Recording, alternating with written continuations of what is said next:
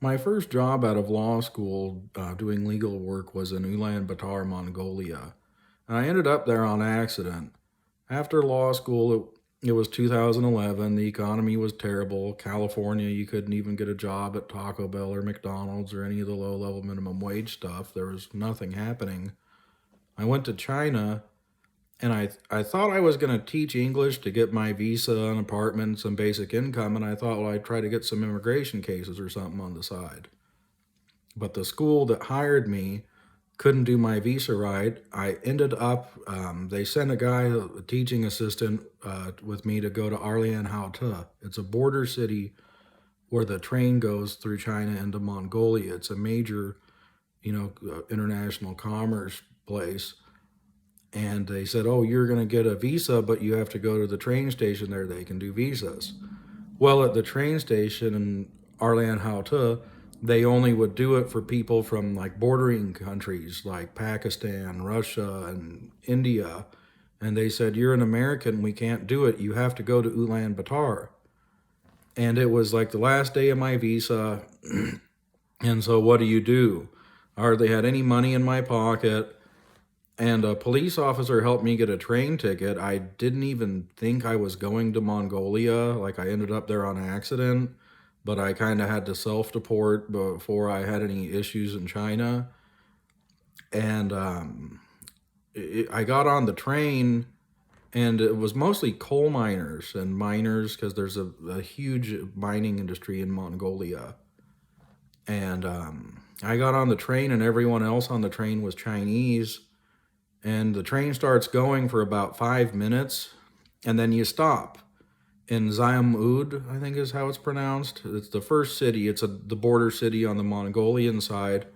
Train stops, and the Mongolian immigration police get on the train, and they're hassling everyone. What are you doing in Mongolia? And they're giving everyone a hard time because Mongolia and China have a lot of things back and forth. They don't really like each other because of the history. And then when the Mongolian immigration police went to the room on the train where I was, I just held up my passport. And when they saw United States of America, they're like, oh, yeah, yeah, welcome to Mongolia. And they didn't even stamp my passport. So I had noodles with Xinjiang Lao Wang. He was a guy from Xinjiang that did some sort of business in Mongolia.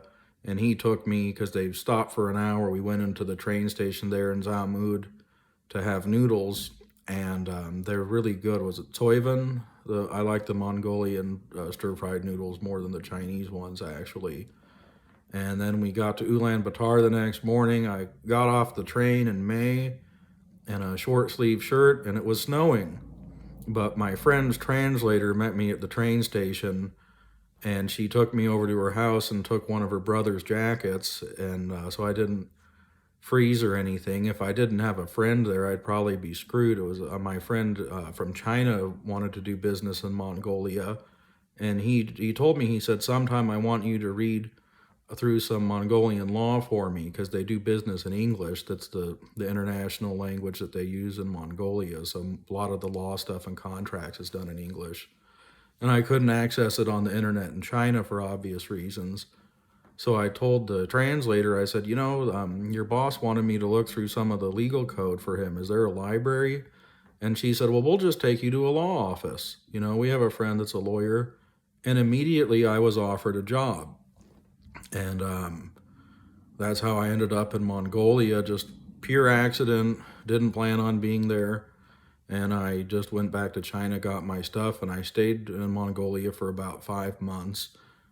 It was a weird time for that firm that I was at because it was an election year, and one of the partners got elected to a big public office, and they had to kind of like, he couldn't be a public official and have a private practice, and then it would have to redo the business papers and invest a bunch of money. So it didn't really work out long term for my visa, but Mongolia is a great place. I love the Mongolian people. Their culture is really cool. They're a democracy. It's just really cool people, and I love their spirit. So if you ever get the chance, go to Ulaanbaatar. Americans don't need a visa. You just land and they stamp your passport. You get 30 days.